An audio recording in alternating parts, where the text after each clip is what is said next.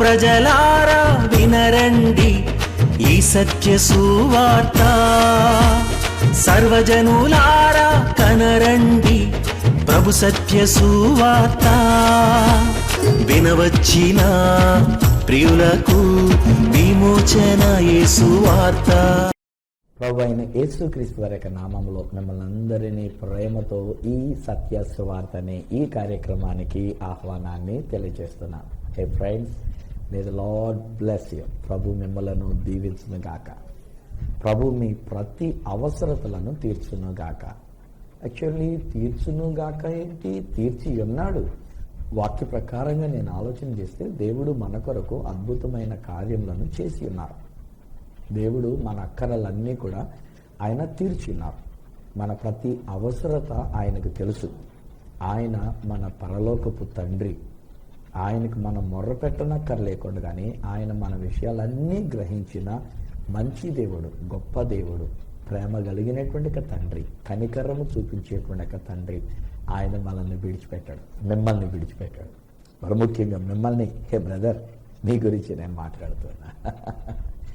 అమ్మారే sister గారు, మీ కొరకే నేను మాట్లాడుతున్నా. ఈరోజున మీరు అయ్యో నా అవసరతలు తీరలేదే, అయ్యో నాకు పలానా సమస్యలే, అయ్యో నా జీవితంలో ఇలాంటి పరిస్థితులు, నా కుటుంబంలో ఇలాంటి పరిస్థితులు, ఎవరికి చెప్పుకోనండి పాస్టర్ గారు అని చెప్పేసి మీరు కలవరపడుతున్నారు కాదు. ఎందుకమ్మా కలవరపడ్డాం? ఈరోజు నేను చెప్తున్న మాట ఆలకించండి. మన ప్రభు, మన రక్షకుడు యేసుక్రీస్తు వారికి మన విషయాలన్నీ తెలుసు. మీ కష్టమంతా ఆయనే తెలుసు. ఈవెన్ మీరు నాకు కూడా ఫోన్ చేయక్కర్లేదండి. నా నెంబర్ దొరుకుతుంది అనుకొని ఇటు పక్కన ఇక్కడ ఈ నెంబర్ ఇస్తున్నట్టు గబగబా రాసేసుకుంటున్నారు ఒకళ్ళు. మీరు నాకు కూడా ఫోన్ చేయక్కర్లేదు. అఫ్కోర్స్ ఈ నెంబర్స్ నా భార్య, నా కుమారుడు, దేవుని యొక్క సేవలు ఉన్నటువంటి వాళ్ళిద్దరూ చూస్తారు. చివరిలో నా నెంబర్ చెప్తున్నాను కనుక అది నేను పర్సనల్గా స్వీకరించేటువంటి యొక్క నెంబర్ అది. సో ఈరోజు నేను మళ్ళీ చెప్తున్నా, మీరు మాకు కూడా ఫోన్ చేయాలని చెప్పేసి అనుకోవద్దు. ఏం చేతనంటే నేను చెప్తున్న ఈ సత్య సువార్త ఏంటంటే మన ప్రభువు ఆయన వాస్తవానికి మన అక్కర్లన్నీ ఎరిగిన దేవుడు, మన అక్కర్లన్నీ తీర్చిన దేవుడు. I believe in it. నా మటుకు నేను నమ్ముతున్నాను. నా అక్కర్లన్నీ తీరుస్తున్నాడండి. ఏ నెల కా నెల దేవుడు నా అవసరతలు తీరుస్తున్నాడు. నాకు ఎక్కువ లేదు, అలాగని నాకు లోటు కలిగినటువంటి రీతిగా అప్పు చేయవలసినటువంటి పరిస్థితి కూడా లేదు. అయితే ఒకేసారి అమౌంట్ అంతా కట్టి నేను కారు తీసుకోలేను కనుక నేను ఈఎంఐ పెట్టుకొని నెల నెల నా దేవుడిస్తున్న ప్రకారంగా నేను చేస్తున్నాను తప్ప అప్పు చేసి పప్పుకూడలాగా మాత్రం అది నేను ఫీల్ అవ్వట్లేదు. ఏం చేస్తున్నానంటే నేను ఒకళ్ళకి చేయి చాపి ఎవరో ఇస్తారని, వాళ్ళు ఇచ్చే డబ్బులతో నేను కారు కొనుక్కుంటానని, లేకపోతే ఎవరన్నా ఒక కారు మనకి బహుమతి ఇస్తారని ఇలా ఎదురు చూడలేదు. ఎవరికి నేను ఇప్పుడు లొంగిపోయినాడు కాదు, అమ్ముడైపోయినాడు కూడా కాదు. ఎవరికి నేను లోబడిపోయి వాళ్ళ దగ్గరికి వెళ్ళి చేతులు కట్టుకోవాల్సిన అవసరం అంతకంటే నాకు లేదు. నాకు వీలున్నంత మటుకు హాయిగా దర్జాగా నా దేవుని కొరకు నేను జీవిస్తూ ఉంటా. నా దేవుడికి అమ్ముడుపోయినాడు. నా దేవుని చేతుల్లో నన్ను నేను పెట్టుకున్నటువంటి వాడిని. సో నా దేవుని యొక్క పనిలో వెళ్తానే తప్ప నేను మనుషులకి నేను లొంగిపోయి మనుషులను ఆశ్రయించి మనుషులు ఇచ్చే కానుకలు తీసుకొని దీని గురించి అని కాదు. ఈరోజు నా టీవీ ప్రోగ్రామ్ కూడా అందుకనే. ఈరోజు నేను చాలామంది నాకు ఫోన్ చేస్తున్నప్పుడు చెప్పేటువంటి ఒక మాట, నేను ఎక్కడికన్నా బయటకు వెళ్ళినప్పుడు కూడా వాళ్ళు అనేటువంటి ఒక విషయం, ఒక్కొక్కసారి కొన్ని మీటింగ్స్లో కూడా కొంతమంది నా గురించి పరిచయం చేసేటప్పుడు చెప్పేటువంటి ఒక మాటలు ఏంటంటే, ఒకే ఒక వ్యక్తి ఎంతవరకు తన యొక్క ప్రోగ్రాంలో ఎప్పుడు కూడా కానుక ఇమ్మని కానీ, లేకపోతే నా అకౌంట్ నెంబర్ అని కానీ, నా ఫోన్ నెంబర్ కాంటాక్ట్ చేయండి అని కానీ, డబ్బులు ఇవ్వడానికి లేదా డబ్బులు పంపించడానికి కానీ ఇట్లా చెప్పినటువంటిది. కానీ ఒకే ఒక వ్యక్తి ఎవరంటే సువార్తరాజు గారు అని చెప్పేసి అని ఒక మంచి సాక్ష్యం నేను పొందుకోవడానికి దేవుడు అవకాశం ఇచ్చినాడు. అలాగని నేను ధనవంతుడిని, డబ్బులు ఎక్కువైపోయినాయని నేను చెప్పను. ఆ మధ్యలో ఒకసారి ఒకళ్ళెవరో నాకు ఫోన్ చేశారు. ఫోన్ చేసినప్పుడు మాట్లాడుతూ, అయ్యా మా ఊర్లో మా దగ్గర ఇక్కడ ఒక వ్యక్తి ఉన్నారు పేషెంటు, కనుక వాళ్ళకి డబ్బులు ఇవ్వాలి అని చెప్పేసి అని ఏదైనా కొంచెం మీ సహాయం అందించండి అని అన్నారు. నేనన్నా అలా నేను చేయనమ్మా, నేను చేయడానికి అంత అది కాదు నా పరిస్థితి అని చెప్పేసాను. అబ్బాయి మిమ్మల్ని మొత్తం అంతా ఇమ్మనట్లేదండి, ఎన్ని లక్షల రూపాయలు అవుతాయని చెప్పేసి నా లక్ష రూపాయలు అంతా ఇమ్మనట్లేదు. ఇలాగ నాకు కొంతమంది టీవీలో చెప్పేటువంటి వాళ్ళకు కూడా మేము ఫోన్ చేస్తున్నాము కనుక మీకు కూడా ఫోన్ చేశాము, కనుక మీ కానుక ఏదన్నా మీరు ఎదురు కానీ నా అకౌంట్ నెంబర్ పంపిస్తాను, అకౌంట్ నెంబర్ వేసేయండి అని చెప్పేసి అన్నారు. నేను ఆగాను. ఆ మరుసటి రోజు మళ్ళీ వెంటనే ఫోన్ చేశాను, వేసారా అకౌంట్లోని అని చెప్పేసాను. నేనన్నా, అమ్మ సారీ, నేను హైదరాబాద్ వచ్చినప్పుడు ఒకవేళ నేను ఇస్తానులే మీకు పర్సనల్గా చేతికి, నేను ఏదైనా ప్రేరేపించబడిన దాన్ని బట్టి ప్రార్థన చేసుకొని దేవుడు ఎంత ప్రేరేపిస్తే అంత పెద్ద ఏమి కాదు, నాకు కలిగిన దానిలో నుంచి నేను ఏదైనా ఒక చిరు కానుగ్గా నేను ఇచ్చుకోవడానికి చేస్తాను అని చెప్పేసి అన్న. ఆ తర్వాత చూడండి, మీరు ఇలాగ మాట ఇచ్చి మీరు డబ్బులు ఇవ్వకుండా ఉన్నారు, అలాగే ఎలాగని చెప్పేసి అని పెద్ద నా మీద గొడవలు పెట్టుకుంటూ మాట్లాడడం, రుబాబుగా మాట్లాడడం, లొల్లి చేసి మాట్లాడడం జరుగుతూ వచ్చింది. నేను అన్నాను, బ్రదర్ ఏంటి మీరు మాట్లాడుతున్నటువంటిది, అమ్మ మీరు ఏంటి మాట్లాడుతున్నటువంటిది, మీరు ఒక బిషప్ తల్లి గారు అని చెప్పి అన్నారు, బిషప్ తల్లిలాగా మీరు మాట్లాడలేదు అని చెప్పేసి నేను మాట్లాడి, ఆ తర్వాత నేను ఇది ఎంక్వైరీ పెట్టిస్తే, పోలీసు వాళ్ళకి ఇచ్చి నేను ఎంక్వైరీ పెట్టిస్తే వాళ్ళంతా పక్కా ఫేక్. వాళ్ళు కేవలం ఏంటంటే ఇలా కొంతమందిని టీవీలో వచ్చేటువంటి వాళ్ళకి ఫోన్ చేసి ఒక అకౌంట్ నెంబర్, ఏదో డూప్లికేట్ అకౌంట్ నెంబర్ ఒకటి క్రియేట్ చేసి దానిలో డబ్బులు వేసామని చెప్పి వేయకపోతే వాడిని పట్టుకొని తిట్టేసి నాన్న రకాలుగా మాట్లాడేసి దాన్ని బెదరగొట్టేసి ఈ రకం చేసేటువంటి పక్కా ఫేక్ బోల్డ్ అనే కేసులు ఆ నెంబర్ ప్రకారంగా ఆ వ్యక్తుల మీద ఉన్నాయని చెప్పేసాను అన్న. నేను అన్నా అది మీరు చూసుకోండి ఆయన మీదట అని చెప్పేసాను. సో అందుకని ఈరోజు కూడా నేను ఒక మాట చెప్తున్నా, ఏదో ఒకవేళ టీవీలో కనబడుతున్నంత మాత్రాన్ని, టీవీలో వాక్యాన్ని ప్రకటిస్తున్నంత మాత్రాన్ని ఈరోజు ప్రభు నన్ను ఆశీర్వదించి ఒక మంచి కారు నేను కొనుక్కోవడానికి అవకాశం ఇచ్చినంత మాత్రాన్ని నేను ఏదో డబ్బులు ఉండిపోయి ఉన్న వాళ్ళందరికీ డబ్బులు సాయం చేయడానికి ఇది కాదు. డబ్బులు కంటే మించిన దేవుని యొక్క వాక్యాన్ని ఈ సత్య సువార్తగా నేను అందిస్తూ ఉన్నాను. Don't expect for simple money. నేను ఒక్కొక్కసారి కొంతమంది సేవకులు కూడా వచ్చినప్పుడు నా దగ్గరికి వచ్చినప్పుడు మరీ డబ్బు కోసం అన్నట్టుగా ఎదురు చూస్తూ ఉంటే వాళ్ళని నేను ప్రోత్సహిస్తాను, బ్రదర్ మీరు అట్లా చూడకూడదు బ్రదర్ అంట. ఒక ఆయన పాపం పేద ఆయన, ఒక ఆయన వస్తూ ఉంటాడు, సువార్థికుడిగా చేసుకునేటువంటి ఆయన వస్తూ ఉంటాడు. ఆయన వచ్చి ఒక రాత్రి మా దగ్గరే ఉండిపోతూ ఉంటాడు చర్చిలో పండుకొని. ప్రొద్దుడు తెల్లవారుజాము నేను ఎప్పుడన్నా ప్రార్థనకి వెళ్ళేసరికి ఆయన వచ్చి కనబడి మాట్లాడుతుంటాడు, అయ్యా నేను పలానా ఊరిని దూర ప్రదేశం నుంచి పలానా చోట నుంచి నేను వచ్చేసాను అయ్య గారు, రాత్రి ఇక్కడే ఉండిపోయిన అయ్య గారు, ఇప్పుడు టిఫిన్ తినడానికి కూడా డబ్బులు లేవు అయ్య గారు, తిరిగి వెళ్ళడానికి కూడా డబ్బులు లేవు. నేను చాలాసార్లు గద్దించాను ఆయనతో. నేను ఏమన్నానంటే, రే బ్రదర్ నువ్వు అలా మాట్లాడడం మంచి పద్ధతి కాదు. నువ్వు దేవుని యొక్క సేవకుడిని నువ్వు అంటున్నప్పుడు దేవుని మీద ఆధారపడు, కష్టపడి నువ్వు దేవుని యొక్క సేవ చేసుకో. దేవుడు నీకు ఏ రీతికి ఇస్తాడో ఇచ్చిన 10 రూపాయలతో నువ్వు తృప్తి చెంది, ఆ 10 రూపాయలతో ఒక ఇడ్లీ అది నువ్వు కలిగిన దానితోటే నువ్వు తృప్తి చెందు, అంతే తప్ప లేవు అన్న మాట నా దగ్గర కాదు, ఎక్కడ కూడా ఎత్తొద్దు.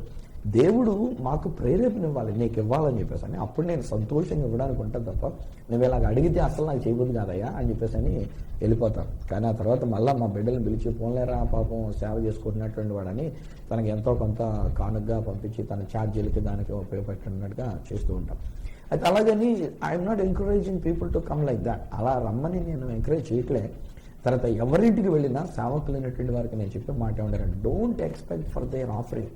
వాళ్ళ కానుక ఏదో ఇస్తారు అన్నట్టుగా ఎదురు చూడొద్దండి, రోషం కలిగి నిలబడాలి. దేవుడు మనల్ని పోషించగలడు, దేవుడు ఇవ్వాలి. చాలాసార్లు నేను వాళ్ళ దగ్గర ఉండకుండా వచ్చేస్తూ ఉంటాను. కానుక రావాల్సి వస్తే నా ఇంటికి వస్తుంది, అది వాళ్ళ ఇంటికి తీసుకొచ్చి మరి ఇస్తారు ఆయన, అంతే తప్ప నేను వాళ్ళ కోసం ప్రాకులాడవలసిన పని లేదు, వాళ్ళ కోసం చూడవలసిన పని లేదు. వారు ఇచ్చిన కానుకను కూడా నేను ఎప్పుడు అక్కడ ఓపెన్ చేసి మళ్ళీ నేను చూడలేదు. ఇచ్చిన కానుక అది ఎంత అయినప్పటికీ సరే దాన్ని ఒక విలువైన కానుకగా నేను గుర్తించాను. ఇంటికి వచ్చిన తర్వాత చూసుకొని దాన్ని దీవించినప్పుడు దేవుడు నా ప్రతి అవసరత దేవుడు నాకు తీరుస్తూ ఉన్నాడు. బట్ ఇశ్రాయేలీల విషయంలో నేను చూసినప్పుడు సంఖ్యాకాండంలో నుంచి కనుక మనం చూసినట్లయితే సంఖ్యాకాండము 11వ అధ్యాయం మొదటి వచనంలో వాళ్ళ యొక్క సనుగుడిని గురించి ఒక మాట వ్రాయబడినది. ఇశ్రాయేలు ప్రజలు ఎప్పుడు సనుగుతూనే ఉండేవారండి. ఏది కావలసి వచ్చినా సనుగుడు, మర్మరింగ్ అంటారు. Murmuring it's a sin. Actually సనగటం అది ఒక పాపం. ఈ రోజున కూడా మరొకసారి నేను చేతులు జోడించి నమస్కరించి నేను మీతో చెప్తున్న మాట ఏంటంటే, ప్లీజ్ చర్చెస్లో వెళ్తున్నటువంటి బిడ్డలారా, దేవుని బిడ్డలుగా క్రైస్తవ బిడ్డలుగా గుడికి వెళుతున్నటువంటి వాళ్ళారా, మర్ముఖ్యంగా గుడికి వెళ్ళినప్పుడు వెనకాల కూర్చునేటువంటి ప్రజలైనటువంటి వారికి క్రీస్తు ప్రేమతో నేను మనవి చేస్తున్నాను, please don't murmur in the church. చర్చికి వెళ్ళినప్పుడు సనగవద్దు.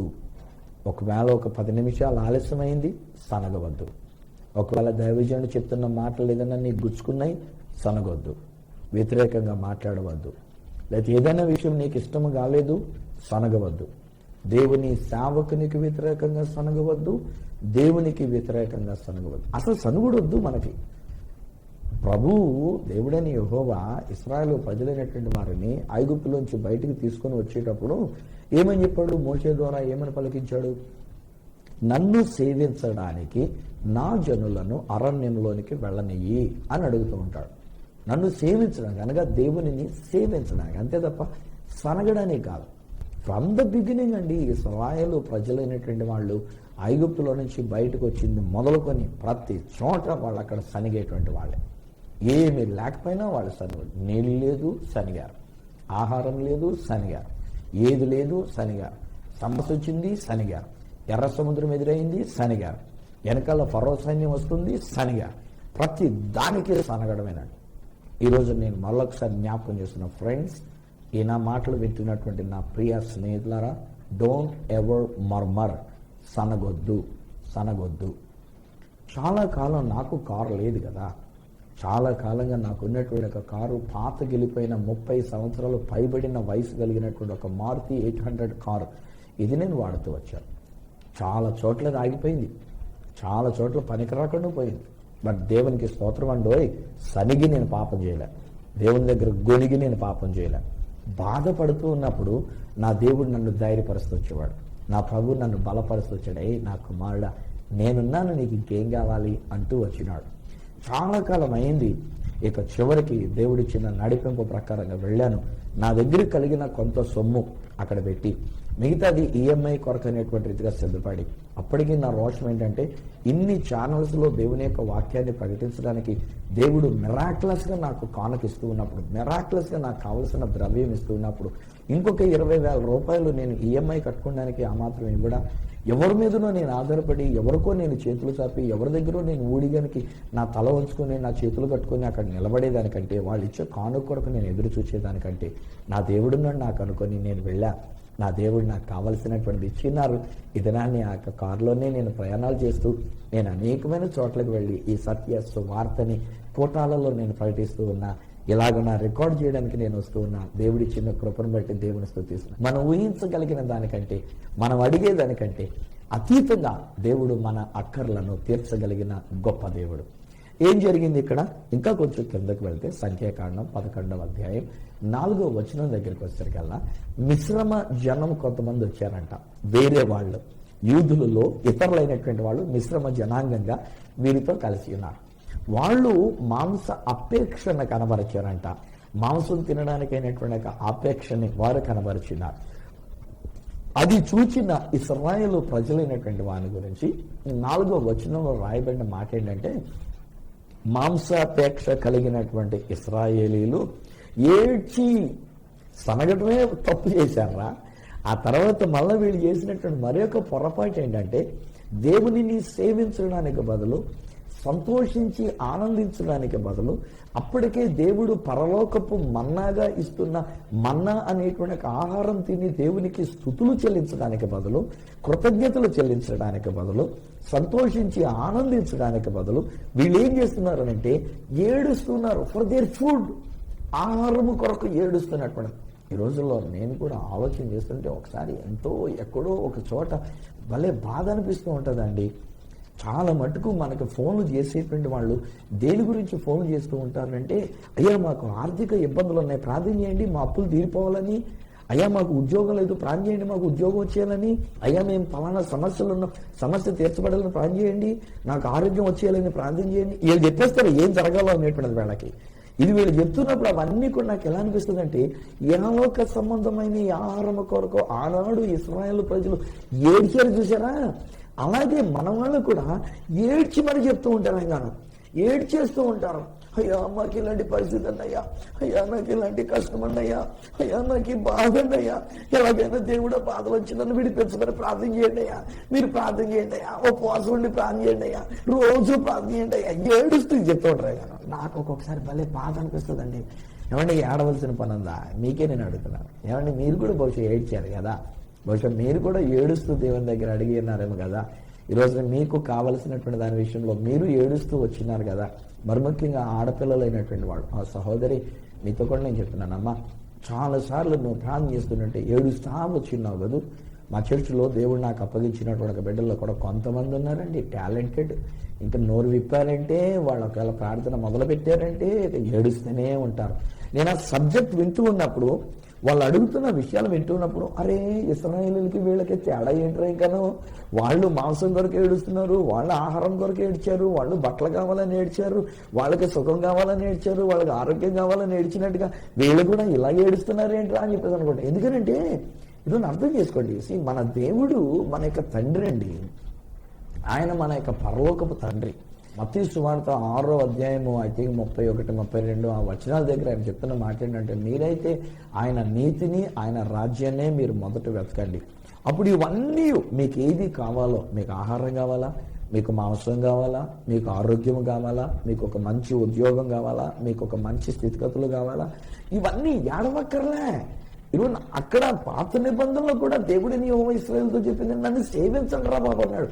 సేవిస్తుంటే ఆయన తీర్చేసి ఉండేవాడు. అలాగే ఇక్కడ క్రొత్త నిబంధనలో దేవుడే ఉన్నాడంటే, మీ పరలోకపు తండ్రికి తెలుసు ఇవన్నీ మీకు కావాలని. ఆయన అడగక మునిపే ఆయన మనకి ఇచ్చేటువంటి దేవుడు. ఏమంటే పుట్టించినటువంటి దేవుడు మనకు ఆహారం పెట్టుకుని ఉంటాడా? పుట్టించిన దేవుడు మనకి మాంసం పెట్టుకుని ఉంటాడా? ఎవరైనా చుట్టాలు వచ్చినప్పుడు సర్వసాధారణంగా మనం ఎంతటి వాళ్ళమై ఉన్నా ఒక చికెనో లేక మటనో తేకుండా మనం మామూలుగా వండేసి ఊరుకుంటామా? ఒకవేళ వాళ్ళు నేను మాంసం తినండి, నాకు ఏదైనా కూరగాయలు ఉండండి అంటే ఏ బీరకాయలు ఏవో వండుతాం, కానీ లేకపోతే కనుక సర్వసాధారణంగా ఒక మంచి చికెను లేకపోతే ఒక మంచి కొబ్బరన్నో లేకపోతే ఒక మంచి మాంసం కూర ఏదో పెట్టి మనం వాళ్ళకి భోజనం పెడతాం కదా. నేను మన దగ్గర లేకపోయినా ఆ వచ్చినటువంటి గెస్ట్కి మనం ఏదో పెట్టాలనేటువంటి రీతిగానే పెడుతూ ఉంటాం కదా. అలాంటప్పుడు మన పరలోకపు దేవుడు, మన పరలోకపు తండ్రి, ఆయన ఇంకెంతగా ఆయన మన విషయంలో చూసుకుంటాడో ఒకసారి ఆలోచించేయండి. ఆయన ఇంకెంతగా మన అక్కర్లు తీరుస్తాడో చూడండి. ఆయన వాగ్దానం చేసేదండి. ఆయన మన తండ్రి. మనకు అక్కరగా ఉన్నవేమిటో అది ఆయనకి తెలుసు. ఆయన ఎక్స్పెక్ట్ చేస్తుంది ఏంటంటే, డోంట్ క్రై, ఏడవకండ్రా బాబు, నా దగ్గరికి వచ్చి ఏడవకండ్రా నాయన, నేను మిమ్మల్ని తీసుకొని వచ్చా, ఐగుప్తులో వచ్చి మిమ్మల్ని విడిపించా, నేను ఎర్ర సముద్రాన్ని పాయలు చేశా, మీకు కావలసిన మారాన్ని మధురంగా చేశా, మంచినీళ్ళు ఇచ్చా, బండలో నుంచి నీళ్ళు ఇచ్చా, అలానే మీకు కావలసినటువంటి మన్నా కురిపించా, ఇన్ని చేసినట్టు మీకు ఇవ్వలేను, ఏడుస్తారు ఎందుకురా బాబు అన్నాడు. ప్రతి వాడు ఆ యొక్క సంఖ్యాకాండము 11వ అధ్యాయంలో ఇంకా కిందకు చూస్తే వాడు గడప దగ్గర కూర్చొని ఏడుస్తున్నాడంట. వాడు యొక్క ఆ గుడారం యొక్క ద్వారం దగ్గర కూర్చొని ఏడుస్తూ కూర్చున్నాడు. ఏడు మోకం కానీ నేను ఒకసారి కోప్పడుతూ నేను తిడతా ఇలాగని, ఏడు మోకం తగలట అని. మిమ్మల్ని తిట్టట్లేదులే, మీరు మంచివాళ్ళు, మీరు అలా ఏడ్చేటువంటి వాళ్ళు కాదు. ఎవరు ఏడుతున్నారో ఆయన తిడతా, వాళ్ళకి రోషం రావాలని తిడతా, వాళ్ళకి కోపం రావాలని తిడతా, రెచ్చిపోవాలని తిడతా. ఇక మీదట మనం ఏడవకూడదండి స్నేహితులారా. దేవుని దగ్గర మన స్తుతి యాగం చెల్లించుకుందాం, దేవునికి కృతజ్ఞత ఆస్తుతులు చెల్లించుకుందాం, అంతే తప్ప మనం ఏడుస్తూ ఉండవద్దు. ఇది నేను నేర్పిస్తున్న విధానం. ఒకవేళ కష్టం ఉంది, నేను కాదను, మీకు ఇబ్బందులు ఉన్నాయి, నేను కాదను. మాంసం లేదు, ఆహారం లేదు, డబ్బులు లేవు, అప్పు అయిపోయిన పరిస్థితి అయ్యింది, ఇంటిలో అనారోగ్యం ఉంది, ఇంట్లో పరిస్థితులు సరిగ్గా లేవు, కష్టాలు ఉన్నాయి, బాధలు ఉన్నాయి, వ్యతిరేకతలు ఉన్నాయి, తిరుగుబాటుతనాలు ఉన్నాయి, నాన్న రకాలైన పరిస్థితులు ఎదురైంది, నేను కాదనట్లే. కానీ ఈరోజు నేను మీకు నేర్పిస్తున్న మాట ఏంటంటే, ఏడవడానికి బదులు సనుగుతూ ఉండేదానికి బదులుగా దేవుని స్తుతించి ప్రార్థన చేసుకోండి. అబ్బే ఇది ఎక్కడ మనకి, నేను ఇంతమంది ప్రార్థన చేయమని కోరినప్పుడు నేను వెంటనే ప్రార్థన చేసిన తర్వాత అంటాను, బ్రదర్ డోంట్ వరీ, ప్రభు కార్యం చేసినాడని నమ్మి దేవుని స్తుతి చెల్లించండి. సరేనండి నమ్ముతున్నాం, కానీ మీరు మాత్రం ప్రార్థన చేయండి. మొన్న మధ్యలో ఎవరోజు ఒకళ్ళు ఫోన్ చేస్తూ నాతో అంటున్నారండి, ప్రతి రోజునంటే నేను ఉపవాసం ప్రార్థన చేయాలంటే, ఏజ్ రక్తం చేయం వాళ్ళ కోసం నేను ఉపవాసం ఉంటే, ఉన్న వాళ్ళందరి కోసం ఉపవాసం ఉంటే నా ఆరోగ్యం మొత్తం క్షీణించిపోద్ది ఇంకా నాకు. వాళ్ళు చెప్పినటువంటి మాటలు. So sometimes let's not cry, ఏడవద్దు. ఇది నేను చెప్తున్నా. మరే మీకే రా సిస్టర్, మీకే నేను చెప్తున్నాను. ఇంకా ఏడుస్తావు ఎందుకమ్మా అలాగనా? అఫ్కోర్స్ ఒకవేళ పాప పరిస్థితి బాగోలేదు, అర్థం చేసుకోగలను. కొడుకు పరిస్థితి బాగోలేదు, అర్థం చేసుకోగలను. అలానే ఒకవేళ భర్త సరిగ్గా లేరు, ఆయన త్రాగుతున్నాడు, లేకపోతే చెడు వ్యసనాలకు బానిస అయి ఉన్నాడు, ఇంట్లో సరిగ్గా డబ్బులు ఇవ్వట్లేదు, ఏడిస్తే ఇస్తారా ఆయన? ఏడిస్తే వస్తాయా? ఏడిస్తే జరుగుతాయా పనులు? ఈరోజు నా దేవుడు చెప్తున్న మాట ఏంటంటే, నీవు దేవుని దగ్గర సంతోషంగా దేవుని స్తుతించుకుంటూ ఉండు. దేవుడు కార్యం చేశారని నమ్ము. నన్ను ప్రాణ్యమని కోరితే నేను అది చేస్తున్నా. ప్రార్థన చేసిన వెంటనే నేను చెప్పే మాట ఏంటంటే, దేవుని స్తుతించండి, దేవుని స్తుతించండి. అబ్బే ఎంత చెప్పండి. మరలా మీటింగ్ అయిపోయిన తర్వాత, మరలా ఇలా ప్రసంగం అయిపోయిన తర్వాత, ఇప్పుడు నాకు ఫోన్ చేసేటప్పుడు కూడా జనాలు ఏ విధంగా ఫోన్ చేస్తారంటే, చెప్పిన వాక్యం వినరు. అయ్యా నాకు బాగలేదు, గారు అయ్యా నాకు అనారోగ్యం, మా ఇంట్లో పరిస్థితులు బాగలేదు, మా అమ్మ బాగలేదండి, మా నాన్నకి బాగలేదండి, మా ఇంట్లో పిల్లలు బాగలేదు, ఏడు మాకు అలాంటి ఏడుస్తూ పెట్టేస్తా ఫోన్ ఈసారి కనుక. అలాగే ఎవరైనా కనుక నాకు ఏడుస్తూ ఫోన్ చేశారంటే కనుక నేనంటే సంతోషించండి, స్తుతించండి. ఒకవేళ కన్నీరు పెట్టవలసి వస్తే ఒక మాట జ్ఞాపకం చేస్తాను. ఇర్మియా గ్రంథంలోంచి 9వ అధ్యాయం 17వ వచనం దగ్గర నుంచి ఉన్నటువంటి ఒక మాటలలో ఇర్మియా విలపించే ప్రవక్త, కన్నీటితో ప్రార్థించే ప్రవక్త, కన్నీటితో ఉన్నటువంటి వ్యక్తి. కానీ దేని కొరకు కన్నీరు కాల్చాడు? దేని కొరకు అంగలార్చమంటాడు? అక్కడ దేని కొరకు విలపించమంటున్నాడు? విలపించేటువంటి విద్య, అంగలార్చేటువంటి విద్య నేర్పించమని దేని కొరకు చెప్తున్నాడు? అక్కడ క్రింద ఉన్నటువంటి మాటలు మనం చదువుకుంటే, పసిపిల్లలు, యవ్వనులు ఉన్న వాళ్ళందరూ కూడా పాపం వలన నశించిపోతూ ఉన్నారు, చచ్చిపోతూ ఉన్నారు, శవములుగా పడి ఉన్నారు. ఒక పంట చేనులో ఒక మనుషుడు కోత కోస్తూ ఉన్నప్పుడు వెనకాల పనల ఎలాగైతే పోగులాగా పెట్టుకుంటూ వెళ్తాడో అలాగే నా లోకంలో మనుషులు చచ్చిన శవాలుగా ఉంటూ ఉన్నారు గనక వారి కొరకు కన్నీరు కార్చండి. కీర్తనకారుడు 2వ కీర్తనలో మాట్లాడుతుంటాడు, నన్ను అడుగుము నేను జనములను నీకు ఇచ్చేదని అంటాడు. నన్ను అడుగు నేను జనములను ఇస్తాను. విలపించు నీ పసి పిల్లల కొరకు, నీ కుటుంబం యొక్క రక్షణ కొరకు. ఎంతసేపు మనం మాకు అది కావాలండి, మాకు ఇది కావాలండి, డబ్బులు కావాలండి, అప్పులు తీరాలండి, ఆహారం కావాలండి, ఉద్యోగం కావాలండి, పెళ్లి కావాలండి, పిల్లలు పుట్టాలండి, ఈ విషయాలు అడుక్కున్నాం తప్ప ఏ ఒక్కరైనా నా బిడ్డలు, నా కుటుంబం రక్షింపబడాలి, నా కుటుంబం దేవుని యొక్క రాజ్యానికి వెళ్ళాలి, దేవుని యొక్క సన్నిధానానికి వెళ్ళాలి, ఆయన సిద్ధపరిచిన రాజ్యంలోకి వెళ్ళాలనే తాపత్రం ఎంతవరకు ఉంది అని అంటే 0 అంటానండి. ఈరోజు జీరోగా కనబడుతున్నటువంటిది. నేను ఎంకరేజ్ చేస్తూ ఉంటా, అయ్యా దేవుని యొక్క సన్నిధికి రండిరా బాబు, తెల్లవారుజాం ప్రార్థనకి రండి నాయన, ప్రతి శుక్రవారం ఉపవాసం ఉండి కన్నీటితో ప్రార్థన చేద్దాం రండి. నశించిపోతున్న ఆత్మల కొరకు, మన ఇంట్లోనే ఉన్నారు నశించిపోతున్న ఆత్మలు, మన వీధిలో ఉన్నారు నశించిపోతున్నటువంటి వారు, మన ఊర్లో ఉన్నారు నశించిపోతున్నటువంటి వాడు, మన దేశంలో అనేక మంది ప్రజలు, కోట్ల మంది ప్రజలు ఉన్నారు. యేసు ప్రభు అంటే తెలుసుకోకుండా ఏదో మతం అనుకొని మతమౌఢ్యముతో నశించిపోతున్నటువంటి వాళ్ళు ఎందరో ఉన్నారా బాబు. ప్రార్థన చేద్దాం రండి, కన్నీటితో అడుగుదాం రండి. విలపించే ప్రవక్తగా ఇర్మియా వలె మనం కన్నీటితో ప్రార్థన చేసి మన రక్షణ కొరకు దేవుని దగ్గర మొరపెడతాం రండి అని అంటే, దానికి బదులు మనకి ఏంటంటే స్వస్థత వరం కలిగిన వాడు ఎవడన్నా వచ్చాడు అంటే అక్కడికి మనం ఎగబడి వెళ్తామంటాం. ఎవరైనా ముట్టుకుంటే అద్భుతాలు జరుగుతున్నాయంటే వాళ్ళ దగ్గరికి మనం వెళ్ళిపోతాం. ఇక్కడ మాట్లాడుతున్నటువంటి మన ఊర్లో ఉన్న దైవజనుడు కాకుండా టీవీలో పలానోళ్ళు ఏదో రకంగా చూపించారు కనుక అక్కడికి వెళ్ళిపోయి వాళ్ళకి 10,000 రూపాయలు ముడుపులు చెల్లించి అక్కడ ఏదో మనం బాగుకొని సంపాదించుకోవడానికి. అది ఏంటి? స్వస్థత కొరకు. అక్కడ ఉన్నప్పుడు బాగుపడినట్టుంటది, ఆయన కొడితే బాగుపడినట్టుంది, ఆయన ముడితే బాగుపడినట్టుండదు, ఆయన పడేస్తే బాగుపడినట్టుంటది. తీరా ఇంటికి వచ్చిన తర్వాత మళ్ళీ అదే జబ్బు కనబడతా ఉంటది. ఎక్కడి నుంచి మళ్ళీ అబ్బాయి మేము వెళ్ళాం కానీ అంత పెద్ద పవర్ అనిపించలేదండి, మళ్ళీ ఇంకొకసారి వెళ్తేనే కానీ, మళ్ళీ 7 సార్లు వెళ్తేనే కానీ అని చెప్పేదాన్ని. 7 సార్లు వెళ్ళి మనం అక్కడ మనం మొత్తం అంతా క్షవరం చేయించుకుందాం రండి అక్కడ తీసుకుని వెళ్ళిన తర్వాత. ఈ రోజు నేను స్నేహితులారా, దేవుడు మీ దగ్గర ఉన్నాడండి. దేవుడు చేయాలంటే ఎటువంటి కార్యమైనా నీ కొరకు చేయగలడు. నిజంగా చెప్పాలంటే ఏంటంటే ఆయన ఆల్రెడీ చేసేసాడు, నీ అక్కర్లు తీర్చేశాడు, నీకు కావాల్సిన విషయాలన్నీ ఇచ్చేశాడు, నీకు కావాల్సిన ఆహారం ఇచ్చాడు, నీకు కావాల్సిన వస్త్రాలు ఇచ్చాడు, నీకు కావాల్సిన వస్తువులు ఇచ్చాడు, నీకు కావాల్సిన కుటుంబ జీవితాన్ని ఇచ్చాడు, నీకు కావాల్సిన దీవెనలు ఇచ్చాడు, అన్ని ఆయన ఇచ్చేశాడండి బాబు. ఈరోజు మనం చేయాల్సింది ఏంటంటే నశించిపోతున్న ఆత్మల కొరకు కన్నీటితో ప్రార్థిద్దాం. మనం ఏడిస్తే ఇతరుల కొరకు మనం కన్నీటితో ప్రార్థన చేద్దాం. కన్నీటితో వచ్చింది యేసయ్య పాదాల దగ్గరికి ఒక భయంకరమైన పాపాత్మురాలైనటువంటి ఒక స్త్రీ.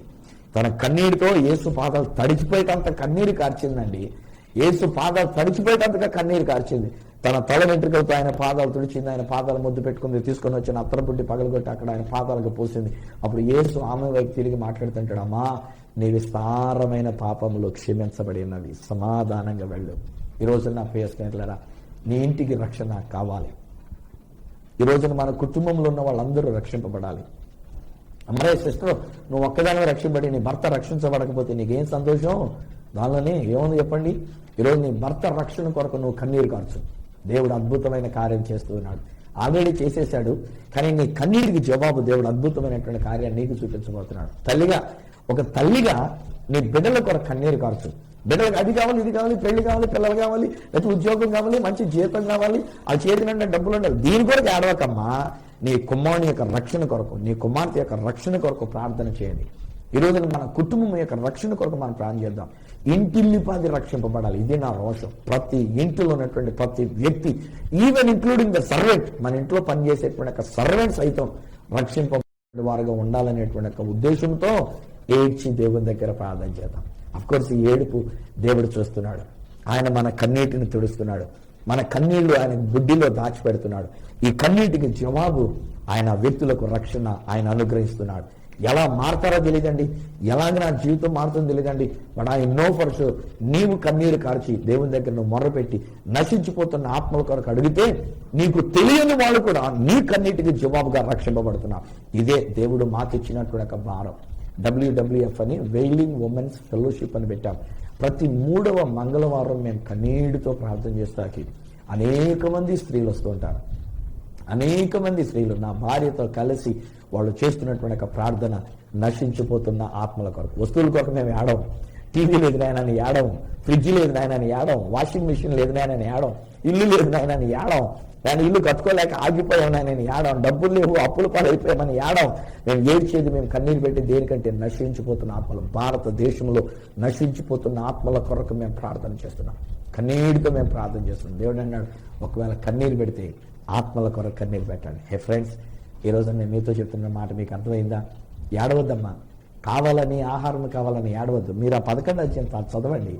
దేవుడు వాళ్ళు ఏడ్చినందుకు మాంసం ఇచ్చాడు. చివరికి వచ్చేసరికి దేవుని యొక్క కోపం వారి మీద రగులుకొని ఆ మాంసం ఇంకా వారి పండ్ల సందులో ఉంటుండగానే మొత్తం అందరూ రాలిపోయారు. వాళ్ళు అక్కడే చచ్చిపోయారు ఒక తెగులు వచ్చినందు చేత. సో ఈ రోజు నేను అంటాను కదా, ఈ లోక సంబంధమైనటువంటి వాటి గురించి ఏడవకండి, ఏడుస్తూ ప్రార్థన చేయకండి. ఈ లోక సంబంధమైనటువంటి మనకు కావాల్సిన అన్ని మనకు కావాలన్న సంగతి మన పరలోక తండ్రికి తెలియను గనక ఆయన మనకి ఇచ్చి తీరుతాడు. ఆయన ఇచ్చేసి ఉన్నాడు. నిజాన్ని చెప్పాలంటే ఒకవేళ మనం ఏడిస్తే, ఒకవేళ కన్నీరు పెడితే నశించిపోతున్న ఆత్మల కొరకు ప్రార్థన చేద్దామా? నాతో మీరు కూడా చేతులు కలుపుతారా? ప్రతి 3వ మంగళవారం మేము కన్నీరు కారుస్తున్నాం, మేము కన్నీటితో ప్రార్థన చేస్తూ ఉన్నాం. దేవుడు మా ప్రార్థన జవాబు ఇచ్చి ఉన్నారు. నేను చూడకపోవచ్చు, మాకు తెలియాల్సిన అవసరం లేదు. ఎవరు పలానోళ్ళు అయ్యా మీ ప్రార్థన వల్ల మేము రక్షింపబడ్డామని మాకు చెప్పాల్సిన అవసరం లేదు. చెప్పిన కానీ మళ్ళీ కారణంగా కూర్చుంటాం. ఏదో ఎలాగున్నా మా ప్రార్థన వల్ల ఎంతమంది రక్షింపడ్డారని చెప్పుకోవడానికి మాకు అవుతుంది. అదొద్దు, మాకు అక్కర్లేదు కూడా. కానీ అక్కడికి వెళ్ళినప్పుడు మాత్రం ఖచ్చితంగా చేస్తూ నేను, నా భార్య, మా కుటుంబం, మాతో పాటు మరి అనేక మంది స్త్రీలు వారు కారుస్తున్న కన్నీరు లక్షల మంది ప్రజలకి రక్షణ దేవుడు అనుగ్రహిస్తున్నాడు. తండ్రి నీకు వందనాలు. ఈ కుటుంబం కొరకు నేను ప్రార్థిస్తున్నాను, ఈ బిడ్డల కొరకు నేను ప్రార్థిస్తున్నాను. డాడీ ఎంతవరకు తెలియక నేను భూ సంబంధమైన వాటి కొరకు మేము ఏడుస్తూ వచ్చినాం, ఆహారం కొరకు ఏడుస్తూ వచ్చినాం, వస్తువుల కొరకు మేము ఏడుస్తూ వచ్చినాం, ఏ లోక సంబంధమైన దీవెనల కొరకు మేము ఏడుస్తూ వచ్చినాం. కానీ ఈ రోజు నేను తెలుసుకున్నాం నాయనా, వీటి కొరకు మేము ఏడవనక్కర్లే, మేము నిన్ను సేవిస్తే చాలు, నిన్ను స్తుతిస్తే చాలు, మాకు కావలసినవన్నీ మీరు మాకు అనుగ్రహిస్తున్నారు. కానీ ఇప్పుడు మేము తెలుసుకున్నటువంటిది ఏంటంటే, మేము ఏడిస్తే నశించిపోతున్న ఆత్మల కొరకు మేము కన్నీరు పెడతాం. డాడీ, మా భారతదేశంలో కొన్ని 100 కోట్ల మంది ప్రజలు ఉన్నారు నాయన, రక్షణ లేకుండా ఉన్న వాళ్ళు ఉన్నారు. ఈ మధ్యలో మత ముసుగులోనైనా వారి కన్నులకు అంధత్వము కలిగి నాయన ఇదొక మతం అనుకుని నాయన వ్యతిరేకంగా ఉంచుకున్నాం. నాయన నీ రక్షణ భాగ్యం వరకు కావాలి. నీ రాకడతే సమీపించింది, మీరు త్వరగా వచ్చేస్తున్నారు. మీరు వచ్చేలోగానైనా వారికి రక్షణ లేకపోతే వారు నిత్య నాశనానికి వెళ్ళిపోతారు, నిత్య నరకానికి వారు వెళ్ళిపోతున్నారు. డాడీ నో, వారి కొరకు మేము కన్నీటితో ప్రార్థన చేస్తున్నాం. నేను, నా కుటుంబం, మీరు మాకు అప్పగించిన బిడ్డలు, మేము అందరూ నాయన కన్నీటితో మొర్రపెడుతూ ఉంటాడు. డాడీ, నువ్వు ఆత్మలకు రక్షణ ఇస్తున్నందుకు నీకు వందనాలు, వారి పాపములను క్షమించినందుకు నీకు వందనాలు, వారికి రక్షణ భాగ్యాన్ని ఇచ్చినందుకు నీకు వందనాలు. పాపాత్మ రాలైనటువంటి కస్త్రీ కన్నీటితో నీ పాపల దగ్గరికి వచ్చినప్పుడు ఆమె పాపములు క్షమించి ఆమెకి సమాధానం ఇచ్చినట్లుగానే మా భారతదేశానికి నీ రక్షణ, మా తెలుగు ప్రజలకు నీ రక్షణ, ఈ కుటుంబానికి నీ రక్షణ ఇచ్చినందుకు నీకు వందనాలు. ఈ ఇంటిలో ఉన్న ప్రతి ఒక్కరూ రక్షింపబడి నీ రాజ్యానికి వారసుల ఇందురుగాక. యేసు నామములో నేను పలుకుతున్నా, ప్రతి పాపము క్షమించబడి వీరు నీ బిడ్డలుగా జీవించుదురుగాక, నీ రక్షణ మీరు కలుగునుగాక, వారి దోషములన్నీ కూడా క్షమించబడునుగాక. స్తుతి ఘనత మహిమలు మీకే మేము చెల్లించుకుంటూ ఈ కుటుంబాన్ని దీవిస్తూ యేసు నామమున ప్రార్థించి పొంది ఉన్నాము తండ్రి, ఆమేన్.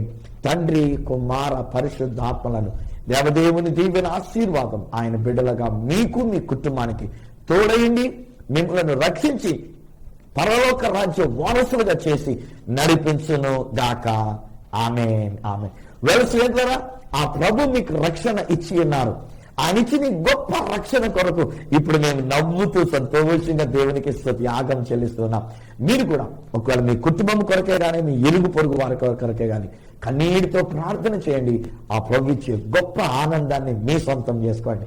మీరు పొందుకున్న మేలులో ఒకళ్ళు నాతో పంచుకోవాలని కోరుకున్నట్లయితే నా అడ్రస్ ఈ సత్య సువార్త, సామర్లకోట 533440, తూర్పు గోదావరి జిల్లా, ఆంధ్రప్రదేశ్. అడ్రస్ మరొకసారి ఈ సత్య సువార్త, Samalkot 533440, East Godavari district, Andhra Pradesh. అప్పటికి ఒకవేళ మీరు నాతో మాట్లాడాలని కోరుకున్నట్లయితే నా ఫోన్ నెంబర్ 9848110907, 9440040992, 888855276662. ఒకవేళ నాకు ఈమెయిల్ చేయాలనుకున్నట్లయితే నా ఈమెయిల్ ఐడి isathyasuvartha@gmail.com. మళ్ళీ రేపటి దినాన్ని ఈ సత్య సువార్త కార్యక్రమంలో మిమ్మల్ని కలుసుకునేటంత వరకు మిమ్మల్ని అందరినీ మన అవసరతలు తీర్చి మనకు సంతోషాన్ని ఆనందాన్ని ఇచ్చే ఆ దేవాతి దేవుని చేతులకు మిమ్మల్ని అప్పగిస్తూ మీ దగ్గర సెలవు తీసుకుంటున్న మీ ప్రియ సహోదరుడు ఈ సత్య సువార్త రాజు.